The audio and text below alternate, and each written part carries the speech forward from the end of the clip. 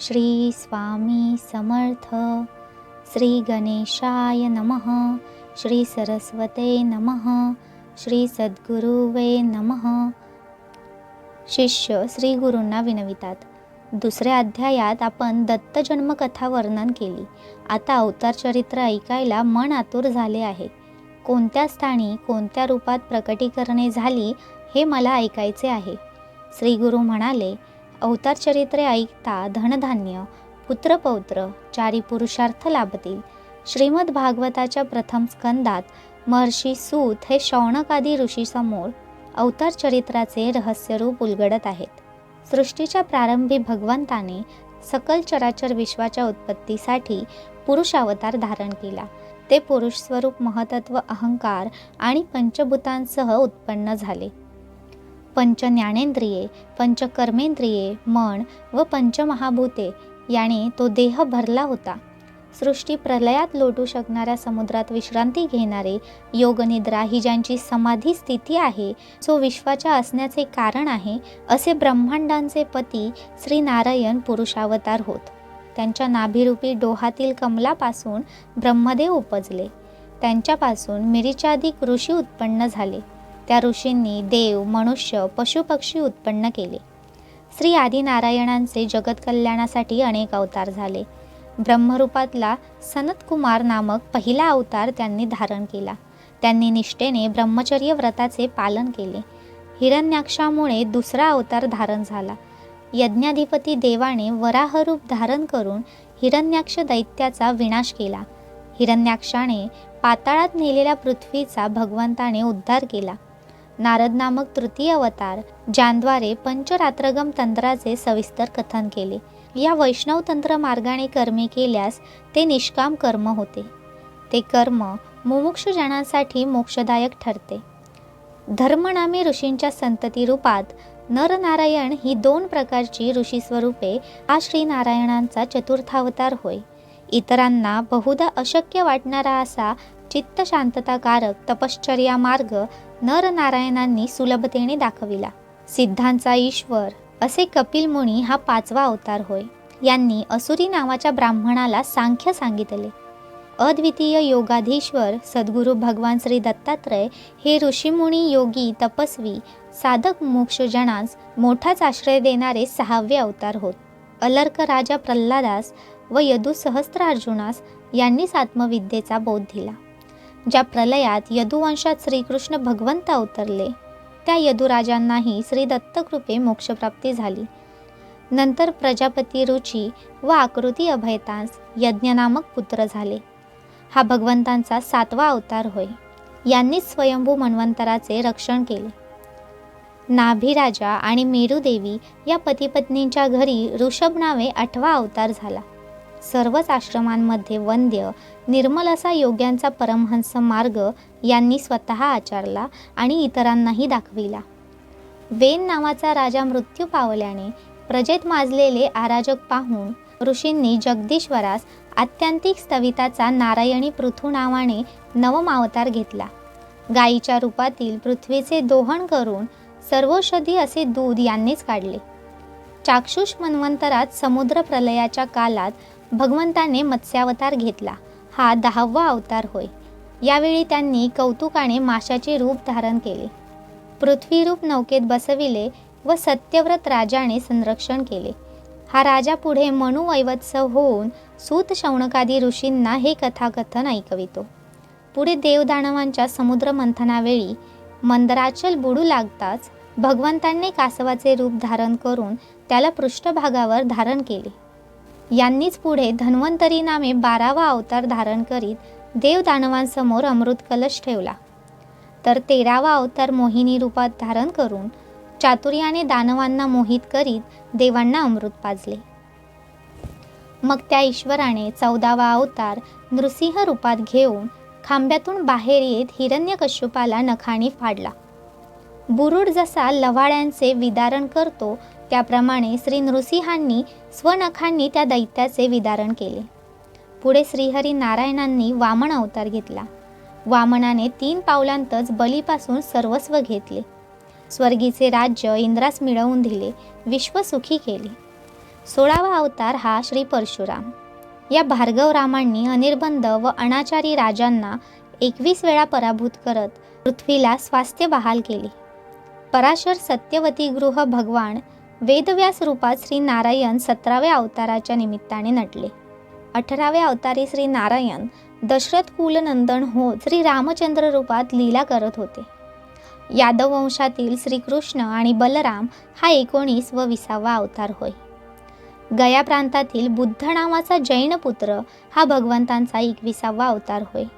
नंतर कलियुगाच्या अंती राज्यकर्ते अधमाधम वृत्तीने वागतील, दुराचार वाढेल, तेव्हा जगतपालक नारायण हे ब्राह्मण कुळातील विष्णुयशा नामक ब्राह्मण पत्नीच्या उदरी कल्की नावाने जन्म घेऊन जगत कल्याण करतील. कुमार, नारद, मनु, स्वयंभू, त्रिदेव, विधिहरी, दुर्जटी, मनुपुत्र, कश्यपादी प्रजापती हे परमेश्वराचेच अवतार होत. श्रीकृष्ण अवतार हाही पूर्ण ब्रह्मस्वरूप आहे. या ईश्वर अवतारांचे चरित्र श्रवण करणे, पठन करणे लाभदायक आहे. भागवताच्या आद्य स्कंदात तृतीयाध्यायात हे वर्णन आहे. 4ही युग, त्या युगांत झालेले अवतार हेही जाणून घ्यावेत. कृत, त्रेता, द्वापर व कलियुग ही 4 युगे आहेत. अशा 71 युगांपर्यंत एका मनुचा कालाधिकार. ब्रह्मदेवाच्या पहिल्या दिवसापासून एका अहोरात्रामध्ये 14 मनु होऊन जातात. ते असे: स्वयंभू, स्वारोची, उत्तम, तामस, रैवत, चाक्षुष. यानंतरचे 7वे वैवत्सव हे मन्वंतर सध्या चालू आहे.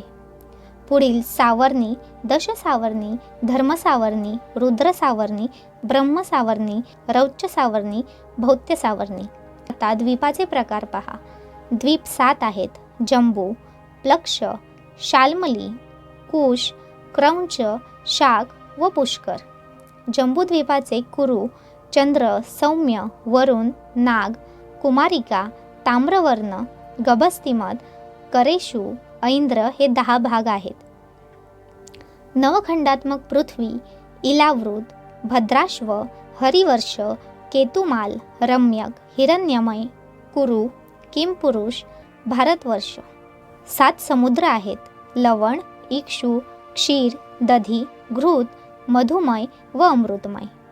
14 लोक आहेत: 7 खाली आहेत तर 7 वर आहेत. अधोलोक तल, अतल, वितल, सुतल, तलातल, रसातल आणि पाताळ. ऊर्ध्वलोक तल, भूर्लोक, भुवरलोक, स्वरलोक, महरलोक, जनोलोक, तपोलोक व सत्यलोक. आता 84 लक्ष योनी पाहूयात. 9 लक्ष योनी पाण्यात, 20 लक्ष योनी भूमीवर, कृमिगण 11 लाख तर 10 लाख पक्षी योनी, 30 लाख पशु योनी व 4 लाख मनुष्य योनी. अशा 84 लाख योनी होतात. 4ही युगाच्या उत्पत्तीबाबत व त्या युगांमध्ये झालेल्या अवतारांबाबतही जाणून घेऊयात. कार्तिक शुक्ल नवमीला श्रवण नक्षत्री वृद्धी योगावर कृतयुगाची उत्पत्ती झाली. कृतयुगाचा काळ 17,28,000 संवत्सर. या युगामध्ये मत्स्य, कुर्म, वराह आणि नरसिंह हे 4 अवतार झाले. प्रथम संवत्सरी दक्षिणायनात कार्तिक शुक्ल त्रयोदशीला मृग नक्षत्रावर मत्स्यावतार झाला. दक्षिणायनी शुक्ल नामक संवत्सरी श्रावण शुक्ल एकादशीला गुरुवार विष्कंभ योग मूळ नक्षत्रावर सायंकाळी कुर्मावतार झाला. भाद्रपद शुक्ल तृतीयेला भगवान श्री विष्णूंनी वराह रूप धारण केले.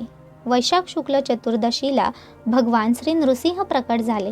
वैशाख शुक्ल तृतीया सोमवारी रोहिणी नक्षत्रावर द्वितीय प्रहरी त्रेतायुग उत्पन्न झाले. हे युग 12,96,000 संवत्सराचे. त्यात वामन, परशुराम व श्री रामचंद्र हे भगवंतांचे 3 अवतार झाले. पंचमावतार वामन हे आदिती कश्यप पुत्र, धातानाम संवत्सरी भाद्रपद शुक्ल द्वादशीला मध्यान्हकाळी अवतरले. रेणुकासूत श्री परशुराम हे वैशाख शुद्ध तृतीया रोहिणी नक्षत्रावर जन्मास आले. चैत्र शुक्ल नवमीला श्री रामचंद्रांचा जन्म झाला. त्रेतायुगात विक्रम, विश्वामित्रा, भागीरथ, दिलीप, अज, दशरथ, राम, लवकुशादी विख्यात धर्मकुशल सूर्यवंशी राजे झाले. माघ कृष्ण अमावस्या शुक्रवारी धनिष्ठ नक्षत्री तृतीय प्रहरी द्वापर युगाची उत्पत्ती झाली. या युगाचा काळ 8,64,000 संवत्सराचा होय. या युगात श्रीकृष्ण व बौद्ध हे 2 अवतार झाले. श्रावण कृष्ण अष्टमी रोहिणी नक्षत्रावर अतिगंड योगी मध्यरात्री भगवान श्रीकृष्ण परमात्मा प्रकटले. पौष शुक्ल एकादशीला मंगळवारी बौद्ध अवतार झाला. भाद्रपद कृष्ण त्रयोदशी रविवारी आश्लेषा नक्षत्र व्यतिपात योगावर मध्यरात्री कलियुगाचा आरंभ झाला. कलियुगाचे 4,32,000 संवत्सराचे प्रमाण सांगितले आहे. या युगात कल्की हा भविष्यावतार सांगितला आहे. माघ शुक्ल एकादशीला रविवार गंड योग पुष्य नक्षत्री दिवसा चतुर्थ प्रहरी हा अवतार होईल. कर्नाटक प्रांती करवीर शहरात कल्की भगवान अवतरतील. कलियुगात 6 शककर्ते असतील. पहिला इंद्रप्रस्थी युधिष्ठिर, याचा शक 3044 वर्षे सांगितला आहे.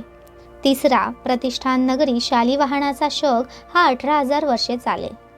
चौथा विजयाभिनंदन नामे 10,000 वर्षे शक चालेल. आणि पाचवा गौडदेशी नागार्जुन नामे 4,00,000 वर्षे शक चालेल. सहावा कर्नाटकात करवीर नामी 1800 वर्ष कल्कीचा शक चालेल.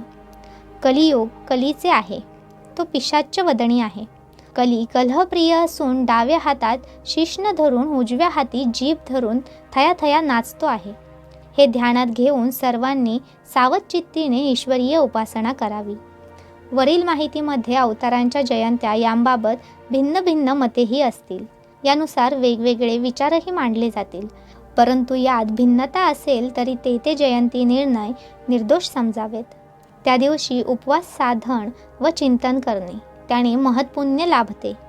हे सर्व ऐकून श्री गुरुनाथांना शिष्य विनवितात. ही अवतार चरित्र कथा ऐकून चित्तास परमानंद होतो आहे. ती श्रवण करण्यास पुन्हा आर्तता वाढली आहे. आणखी कोणकोणते अवतार झालेत ते कृपा करून पुढील अध्यायी सविस्तर सांगा हो गुरुवर. असा हा वामनबुवा ब्रह्मनिष्ठ रचित अवतार चरित्र 3रा अध्याय येथे समाप्त होतो. श्री स्वामी समर्थ.